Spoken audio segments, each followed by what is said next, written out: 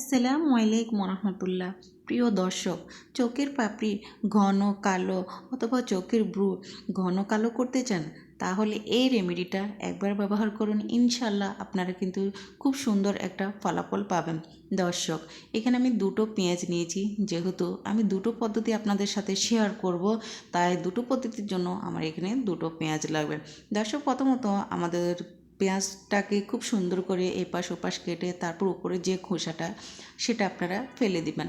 ফেলে দেওয়ার পর বাকি যে পেঁয়াজটা সেটা কিন্তু আপনাদের 2 পিস অথবা 4 পিস বা কুচি কিছুই করা লাগবে না দর্শক, শুধুমাত্র খোসাটা ছাড়িয়ে তারপর আপনারা যে কাজটা করবেন, ব্লেন্ডার অথবা গ্রেটার সাহায্যে এটাকে খুব সুন্দর করে মিহি করে নিতে হবে। কেননা এটার যে নির্যাস রস সেটাই আমাদের লাগবে, তাই চেষ্টা করবেন যতটুকু পারেন একেবারে মিহি অথবা গ্রেটার সাহায্যে এটাকে মিহি করে নিতে।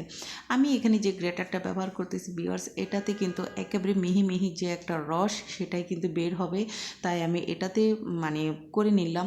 আর আপনারা যদি এটা আপনাদের হাতের কাছে না থাকে অথবা এটা দিয়ে না পারেন, তাহলে আপনারা সেই ক্ষেত্রে ব্লান্ডারের সাহায্যে খুব দ্রুত অল্প সময়ের মধ্যে কিন্তু এটাকে মিহি করে নিতে পারেন।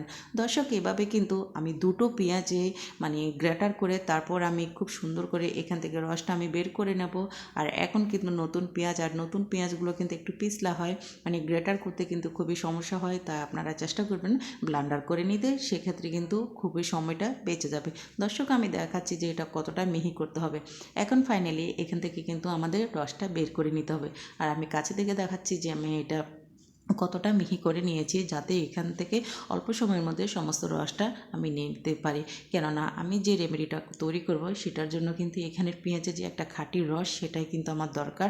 তো সেই জন্য কিন্তু এখানে যে পেঁয়াজের যে খোসা সেটা কিন্তু নেওয়া যাবে না, তাই চেষ্টা করবেন পেঁয়াজের খোসাটা ছাড়িয়ে এবং এটা থেকে একদম ফাইনালি যে রসটা বের হবে সেটাই কিন্তু নিয়ে নেবেন।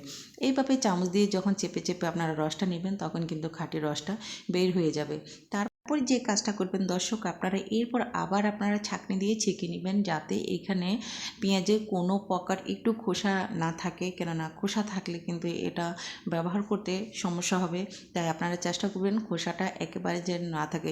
সেই জন্য আমি এখানে, যেহেতু এটা আমি চুলার মধ্যে একটা রেমেডি তৈরি করব, সেই ক্ষেত্রে আমি একটা সিলভারের একটা পাতিল নিয়ে নিচ্ছি। আর এই রেমেডিটা তৈরি করতে এখানে সিলভারের পাতিলটাই কিন্তু আমাদের জন্য ভালো হবে।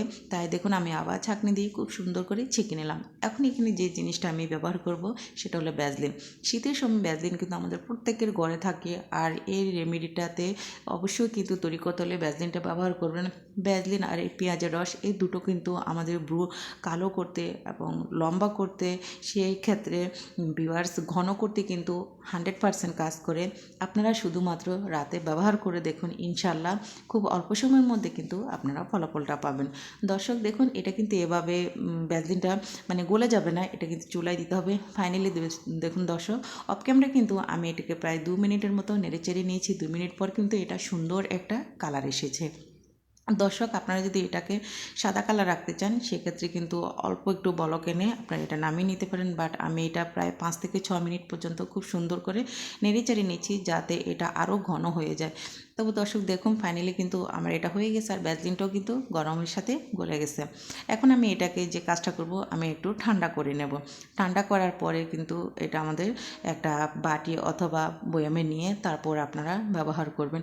আর দর্শক, এই রেমেডিটা চেষ্টা করবেন অবশ্যই রাতে ব্যবহার করতে, কেননা রাতে ব্যবহার করলে আপনারা ফলাফলটা পাবেন। এখন কথা হচ্ছে আপনারা কীভাবে এটা ব্যবহার করলে ফলাফলটা খুব দ্রুত সময়ের মধ্যে পাবেন। দর্শক, প্রথমত আপনাদের চোখ মুখ যেভাবে আমরা ফেস ওয়াশ দিয়ে ক্লিন করে ফেলি মুখটা, সেভাবে কিন্তু খুব সুন্দর করে ক্লিন করার পরে কিন্তু এটা থেকে ময়লা আবর্জনা চলে যাবে। তারপর আপনারা ভ্রুর মধ্যে আর হচ্ছে যে আমাদের চোখের পাপড়ির মধ্যে আপনারা যেটা টুথপিক অথবা কটন থাকে সেটা দিয়ে আপনারা ব্যবহার করতে চেষ্টা করবেন। কেননা এখানে আমি হাতে দেখাচ্ছি, বাট আপনারা যখন চোখের পাপড়ি অথবা ভ্রুতে ব্যবহার করবেন, তখন কিন্তু এটা কটন দিয়ে ব্যবহার করলে কিন্তু সুবিধাটা বেশি হবে। তাই সেই ক্ষেত্রে কিন্তু ওইভাবে আপনারা খুব সুন্দর করে 3-4 বার ঘষে এটা ব্যবহার করবেন। ইনশাল্লাহ আপনারা কিন্তু একটা সুন্দর ফলাফল পাবেন।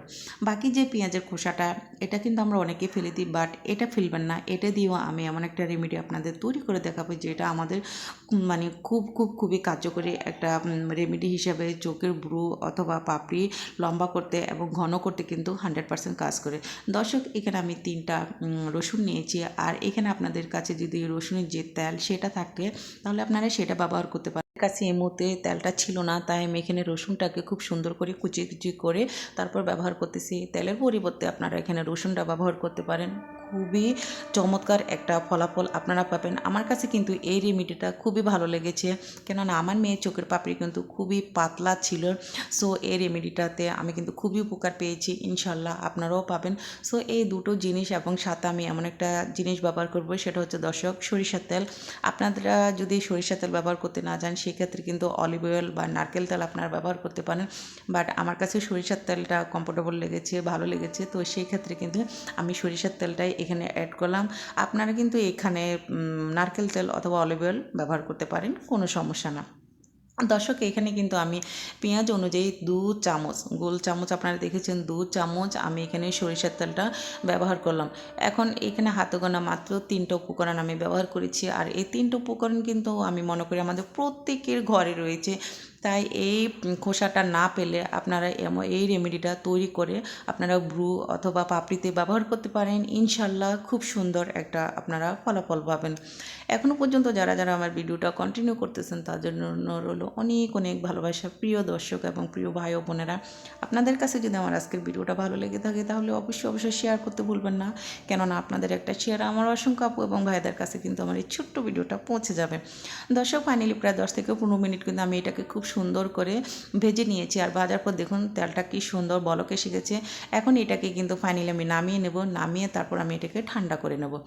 দর্শক দেখুন এখান থেকে কি সুন্দর একটা তেল বেরোচ্ছে, আর এই তেলটা যখন আপনারা রাতে একদমই চোখের পাপড়ি এবং চোখের ভ্রুর মধ্যে আপনারা ব্যবহার করবেন, ঘষে ঘষে চেষ্টা করবেন একটু ঘষে ঘষে ব্যবহার করতে, তাহলে কিন্তু যাদের ভ্রু পাতলা মানে সেই পাতলাটা কিন্তু ইনশাল্লাহ ঘন হবে, সেক্ষেত্রে কিন্তু 100% এটা কালো করবে। সো দর্শক দেখুন এইভাবে কিন্তু আমি নামিয়ে নিচ্ছি, আর এটা যখন ঠান্ডা হবে দর্শক তখন আমি ছাঁকনির সাহায্যে এখান থেকে যে তেল সেটা আমি বের করে তারপর আমি ওটার মধ্যে রেখে দেবো। আর এটা কিন্তু অনেক দিন ধরে ব্যবহার করা যায়, কোনো সমস্যা না, এবং এটা নষ্টও হয় না। তাই এই রেমেডিটা কিন্তু আমার কাছে কিন্তু খুবই ভালো লেগেছে, এবং আপনাদের কাছে কেমন লেগেছে সেটা কিন্তু আমাকে কমেন্টের মধ্যে অবশ্যই জানাবেন।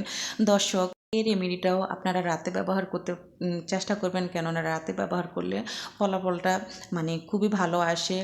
আর যদি আপনারা প্রতিদিন রাতে ব্যবহার করেন ইনশাল্লাহ দর্শক 7 দিনের মধ্যে কিন্তু আপনারা চমৎকার একটা ফলাফল আপনারা পাবেন। যাদের চোখের পাপড়ি পাতলা, আসলে পাতলা পাপড়ি কিন্তু দেখতে একদমই ভালো লাগে না, তাই ঘন করতে হলে এই রেমেডিটা আপনাদের অবশ্যই কিন্তু কাজে লাগবে।